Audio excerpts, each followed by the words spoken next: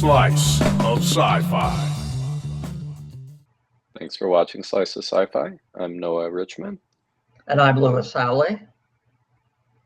talking about Spider-Man Brand New Day, the reboot of the Spider-Man series after the previous trilogy that ended with Doctor Strange casting a memory wipe spell to save the multiverse and leaving Peter Parker isolated and alone coming into the film.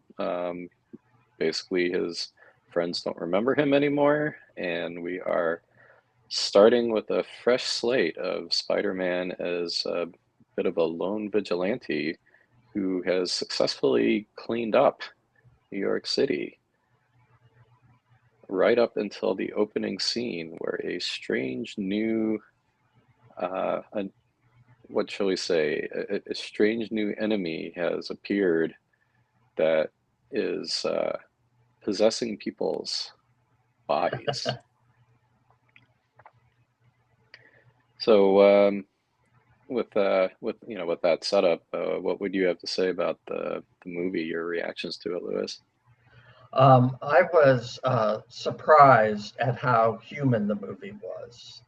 I felt that I enjoyed how the screenwriters tried to reconnect Ned and MJ with Peter Parker, aka Spider-Man. I found it to be mostly realistic, although because of the protagonist's powers, um, uh, there's a scene where I felt it was stretched. But in general, and I thought it was very well done. I also felt Peter's isolation, his loneliness. On the other side, I was glad that there was no Jonah Jameson. And I was glad that there was not really negativity towards Spider-Man. I thought that theme had been played out. And this new vigilante Spider-Man, who's really working with the police for the most part and with the Department of Damage Control, was a welcome turn for me. And I thought I enjoyed the visual effects, especially the ones where we have closer views of his web swinging. And I thought the fight choreography was excellent throughout the film. And there are some cameos of other characters who injected a lot of humor into the movie often. And I thought that was a positive too, that it wasn't this slog of constant problems. I also enjoyed Peter's dealing with the changes to his body caused by the arachnid part of him. I thought that was handled pretty well. Of course, with all the tech, it may as well be mumbo jumbo for all, whether it's rooted in real science or not. But still, they made a go at it.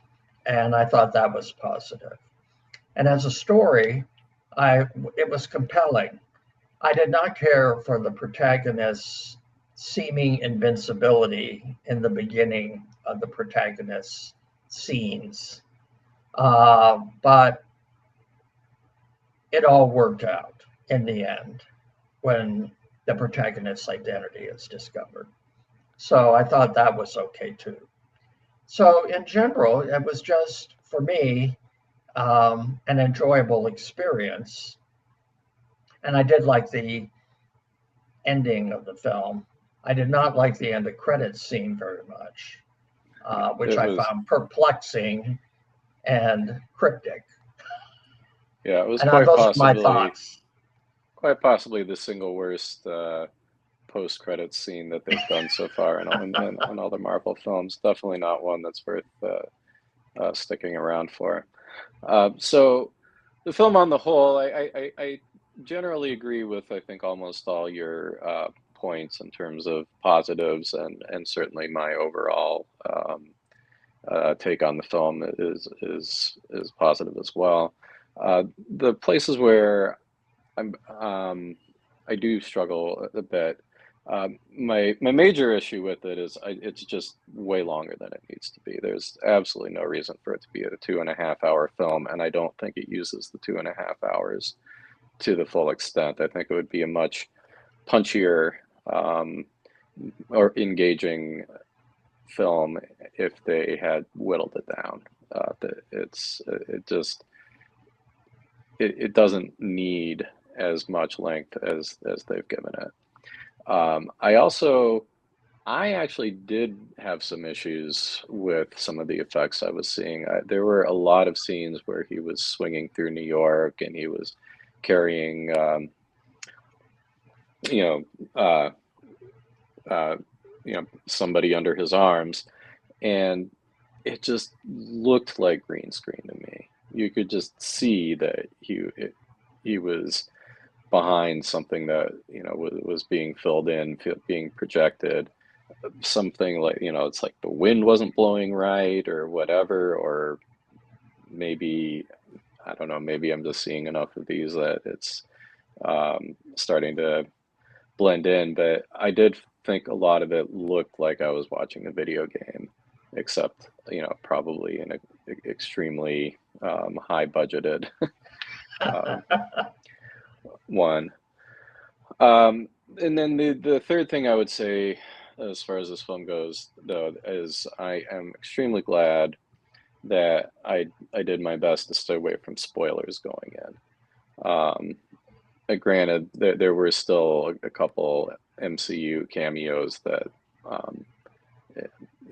that I just couldn't help but have heard about. But there is definitely a twist in terms of when it's revealed what's happening, and it had much more impact going into it not knowing that that's what was happening. So I would advise anybody who's interested in seeing the film.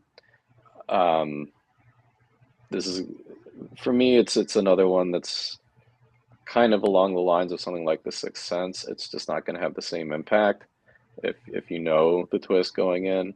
Granted, you also, if you don't know the Marvel Universe, maybe it won't be mean as much.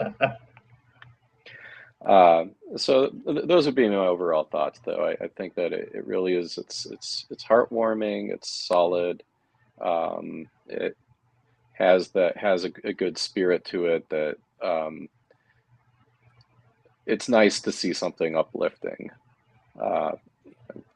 in the middle of so much downtrodden types of storytelling.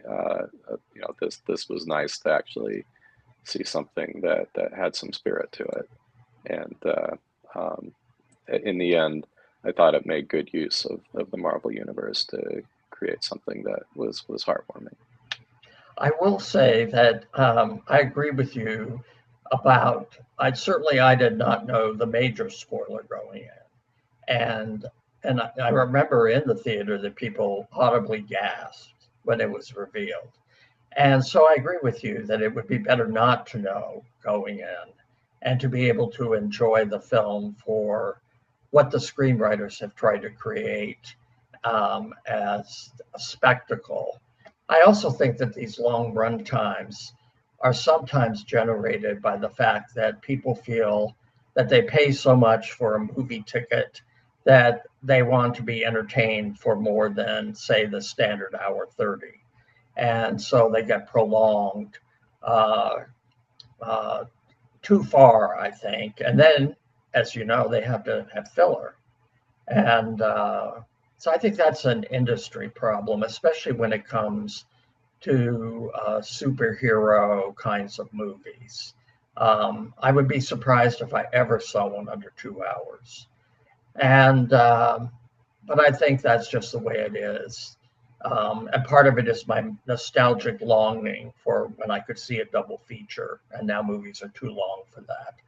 But I also felt, I agree with you too, Noah, because when they showed like the New York skyline, I thought to myself, this does not look like New York.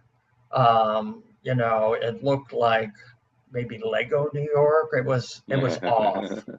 And but I just assumed, or I think it's still New York because there's a reference to the Battle of New York in it, and from a previous film. So I concur, though it is a good time. I think people will enjoy seeing this movie. Okay. So I'd say overall that pretty well covers our thoughts. I think we don't want to dive too much more into it because we are trying to keep this a spoiler-free review. But on a rating of 1 to 5, what would you give this one? Um, well, it was enjoyable. I think I might give it a 3.5 out of 5. Uh-huh. Okay. I think I'm going to be a little more generous. For me, despite all the shortcomings I listed, I just felt so inspired coming out of it. For me, it was a solid 4-star superhero film. Really did enjoy all the cameos from the Marvel universe and how they managed to reboot something that came across feeling so enjoyable. So I think that covers our thoughts on Spider-Man: Brand New Day. Thank you I'm for Lewis watching. Howley. Yeah, I'm Noah Richmond. Thanks for watching Slice of SciFi. Hey, this is Summer, and I'd like to remind everybody about the Star Trek book I co-edited, Women Take the Con, an unauthorized Star Trek essay collection by women writers about the women of Star Trek, the original series. And I'm really proud of this. Hope you guys go check it out. Feel free to email me if you have any questions. The link is right here. My co-editor, Rich Handley, was instrumental in pulling all of the elements for this book together. And we are really proud of this book. So if you are a fan of Star Trek, the original series, support us. Check it out. I thank you. Rich thanks you. Star Trek fans, thank you.